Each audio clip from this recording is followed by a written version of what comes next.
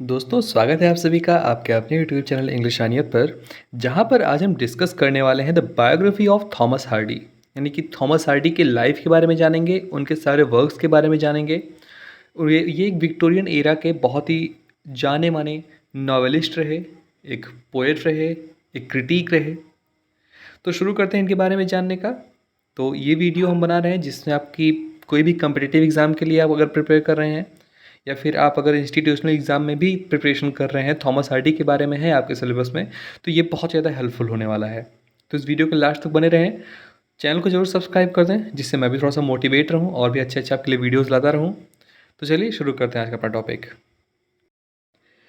तो दोस्तों Thomas Hardy का जन्म 2 जून 1840 को सिंसफोर्ड नाम की जगह पर, जो कि इंग्लैंड में है, वहाँ पर हुआ था। जहाँ पर इनके फादर, जिनका उनका भी नाम थॉमस हार्डी था, इनके फादर का भी नाम, वो एक स्टोन मेसन की तरह काम करते थे। यहाँ पर मेंशन नहीं होगा, स्टोन मेसन होगा जो पत्थर वगैरह काटते हैं, और एक लोकल बिल्डर की तरह वहाँ पर काम करते थे। जो इनकी मदर थी जेमिमा, वो एक वेल एजुकेटेड लेडी थी और उन्होंने ही थॉमस हार्डी को 8 साल की उम्र तक पढ़ाया, जिसके बाद थॉमस हार्डी बुकहैम्पटन्स नाम की जगह पर एक फर्स्ट स्कूलिंग अपनी करने गए। उसके बाद बहुत सालों तक इन्होंने मिस्टर लास्ट के एकेडमी में लैटिन सीखी और अपने पोटेंशियल को जाना वहाँ पर। उसके बाद जो थॉमस हार्डी थे, उनकी जो फैमिली में आप कह सकते हैं जो पैसे की बहुत ही दिक्कत थी, है ना, जिसकी वजह से वो अपना एजुकेशन जो है वो 16 साल की उम्र में ख़त्म करके जो जेम्स हिक्स नाम के एक लोकल आर्किटेक्ट थे उनके साथ में लग गए, काम सीखने लगे, क्योंकि इनके यहाँ पैसे की तंगी थी और ये यूनिवर्सिटी एजुकेशन नहीं ले पाए थे उसी वजह से। फिर हार्डी 1862 में जब ये अच्छा खासा ट्रेंड हो गया आर्किटेक्ट में, कुछ पैसे इकट्ठा कर लिए, तब इन्होंने किंग्स कॉलेज लंदन में एडमिशन लिया और वहाँ पर जाने के बाद इन्होंने बहुत सारे अवार्ड जीता आर्किटेक्ट में, और royal institute of British architect और फिर आर्किटेक्चरल एसोसिएशन, इन सभी से उन्होंने बहुत सारे अवार्ड जीते अपने आर्किटेक्ट को लेकर के। फिर 5 साल के बाद जो थॉमस हार्डी थे, उनकी कुछ हेल्थ ख़राब हुई, फिर वो डॉरेस्ट चले आए, फिर डॉरेस्ट में वेमाउथ नाम की जगह पर सेटल हो गए और फिर वहाँ से इन्होंने निर्णय लिया कि वो अपने आप को अब राइटिंग के लिए डेडिकेट करेंगे, अब वो राइटिंग्स करेंगे। 1870 में एक आर्किटेक्चरल मिशन के समय जो हार्डी थे, वो अपने वाइफ यानी फर्स्ट वाइफ और गर्लफ्रेंड, जिनका नाम था एमा गिफर्ड या एमा जिफर्ड भी आप कह सकते हैं, उनसे मिलते हैं और फिर 1874 में वो उनसे शादी कर लेते हैं। अब जो एमा थी, उनकी 1912 में डेथ हो जाती है किसी बीमारी की वजह से, और इस बात का हार्डी के दिल पर बहुत ही गहरा प्रभाव पड़ता है। वो इस बात को लेकर के बहुत ज़्यादा सदमे में आ जाते हैं और फिर जैसे ही उनका डेथ होता है उसके 2 साल बाद 1914 में हार्डी अपनी सीक्रेटरी, जिसका नाम फ्लोरेंस एमिली डगडल था, उनसे शादी कर लेते हैं और वो इनसे 39 साल छोटी थी, थॉमस हार्डी से उस समय। फिर 1927 में दिसंबर के समय ये प्लेरिजी से ग्रसित हो जाते हैं, बीमार हो जाते हैं और 11 जनवरी 1928 को रात के 9 बजे के बाद इनकी मृत्यु हो जाती है। ये थी इनकी लाइफ की एक शॉर्ट समरी या झलक।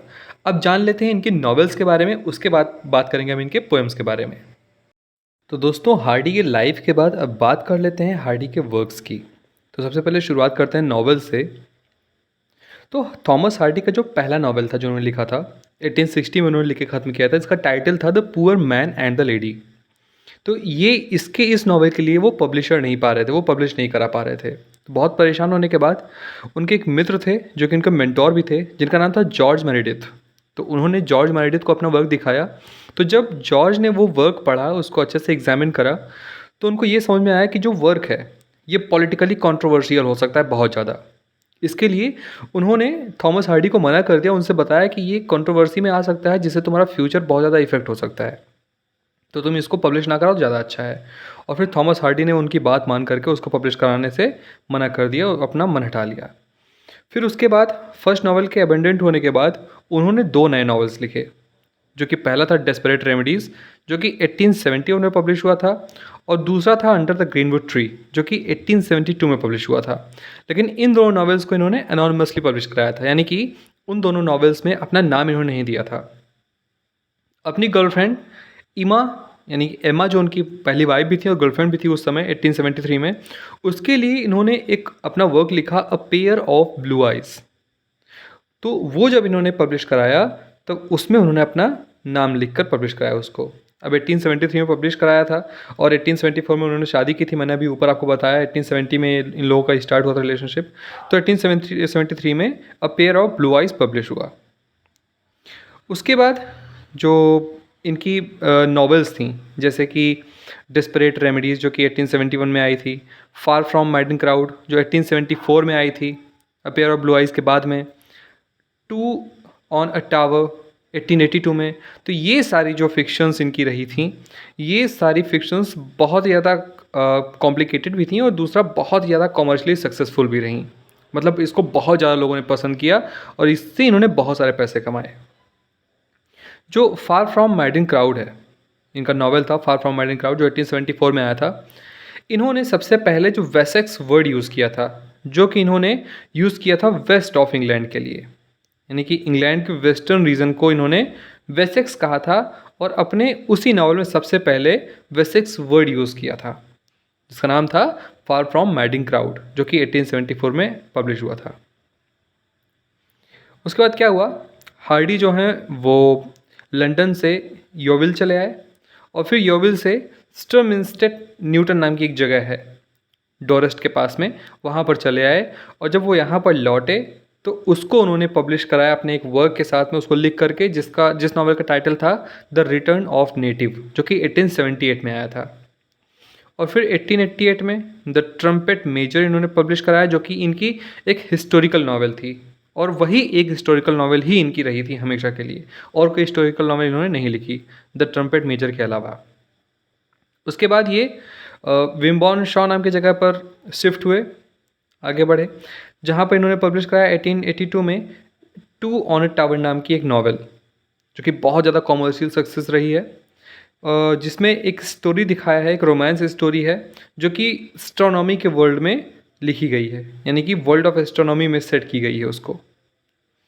उसके बाद इन्होंने पब्लिश कराई अपनी बहुत ही famous work the Mayor of Casterbridge 1886 में। उसके बाद द वुडलैंडर्स 1887 में, और मेरी personal favourite Tess of d'Urbervilles. Tess of the d'Urbervilles ये एक स्टोरी है जिसमें एक फॉलन वुमेन को पोर्ट्रे किया गया है और इसका सबटाइटल है a pure women faithfully presented.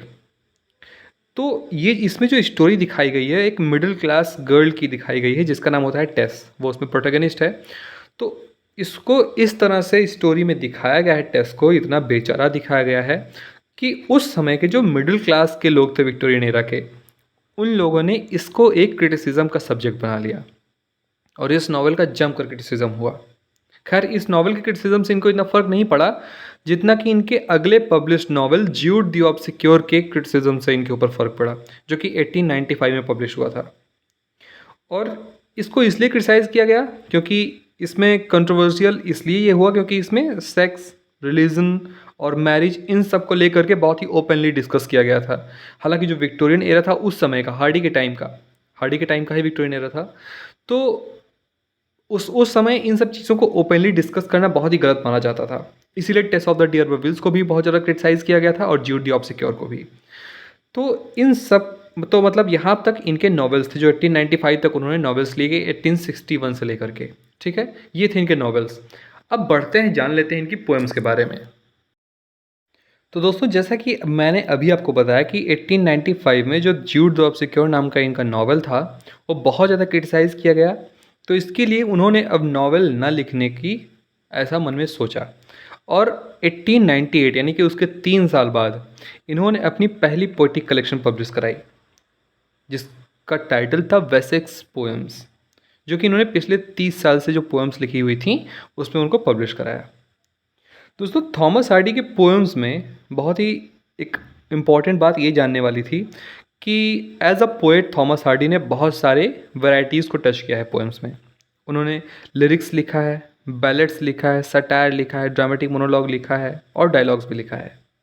उसके साथ ही इन्होंने एक बहुत ही फेमस इनका वर्क है द डायनेस्ट 1904 टू 1908 का है यानी कि इन्होंने जो 3 वॉल्यूम्स पब्लिश कराई थी 1904 में, 1906 में और 1908 में डायनेस्ट की। तो ये जो 3 वॉल्यूम्स थी, ये एक एपिक क्लोजेट ड्रामा का पोएम वर्जन था जो कि नेपोलियन वॉर पे बेस्ड था।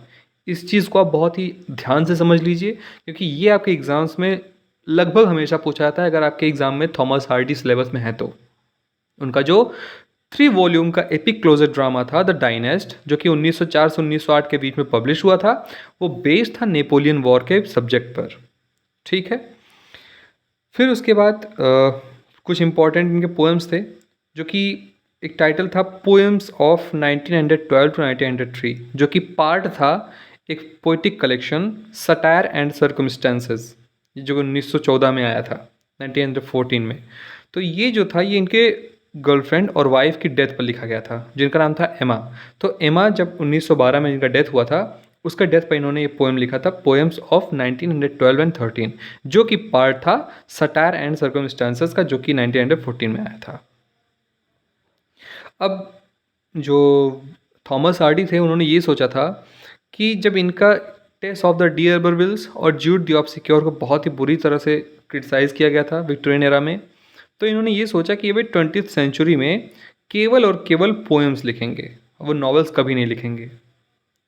और फिर उसके बाद स्टार्टिंग में जब इन्होंने पोएम्स लिखना शुरू किया, तब इनकी जो पोएम्स थी वो इतनी ज़्यादा फेमस नहीं हुई जितनी इनके नॉवेल्स हुए थे। लेकिन बाद में हार्डी को एक 20th सेंचुरी का ग्रेट पोएट की तरह से रिकॉग्नाइज करा जाने लगा। और यहाँ पर ख़त्म होता है हमारा आज का टॉपिक। तो आशा करता हूँ ये सारी चीज़ें आपको अच्छे से याद रहेंगी। अगर आपको कोई डाउट है तो आप फिर से रिवाइज़ कर सकते हैं, देख सकते हैं। आपको कोई सजेशन देना है तो आप कमेंट कर सकते हैं। आपके सजेशन के मैं पढ़ूंगा, मैं उस पर अप्लाई करूँगा आगे से अपने वीडियोज़ में, उस सजेशन को मानूंगा। मिलते हैं अगली वीडियो में एक नए से टॉपिक के साथ। तब तक के लिए अपना ख्याल रखिए। धन्यवाद।